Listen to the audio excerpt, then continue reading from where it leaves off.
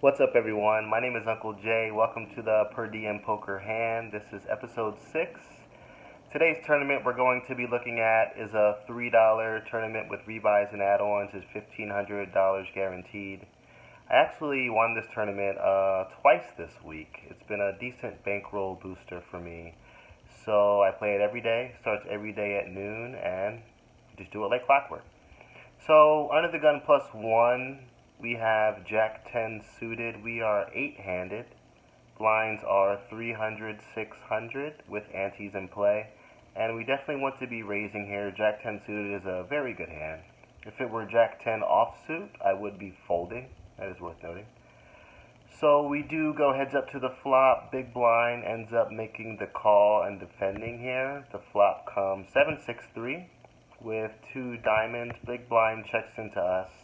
And we want a continuation bet with our entire range. I do the same thing with aces, kings, queens, 5-4 suited, 7-6 suited, pocket sevens, pocket sixes, pocket threes, and our bluffs. And this is obviously a bluff here. We have pretty much air, and if our opponent does call, we'll probably be giving up on most turns if it ends up being a brick.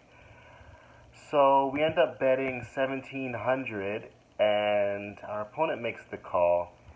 Now, what's our opponent's range look like? I mean, a lot of these small and middle-ish cards obviously hit the big blinds range. You could have any 7, any 6, any 3, small pairs, any middle pocket pairs are all things that we need to be kind of aware of.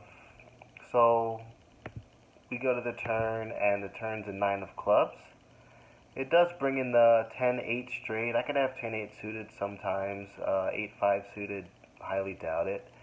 Obviously, any club draws, I would continue betting here. And the fact that we turned a gut shot straight draw probably means that we should keep betting here. We did pick up some additional equity, even if it's only a tiny bit. Obviously, any 8 gives us the nut straight. Any jack or a 10 probably gives us the best made hand. If our opponent had flopped a set or flopped 2 pair, flopped a straight, I think he would be check raising. If he had a diamond draw, our opponent will probably check raise the flop as well. I mean, I don't know. I mean, this even though it's something that I would do, I think that it's something that's pretty standard. So I think that we can almost rule that stuff out of his range. He's probably just has something marginal, just like middle pairs. So if he has just a marginal made hand, I think that we need to continue betting here because we don't have a good hand, and we would like to get him to fold.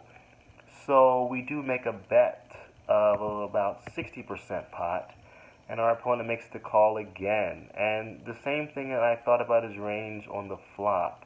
I feel like he would be check raising if he had a nut heavy hand or if he had a monster draw.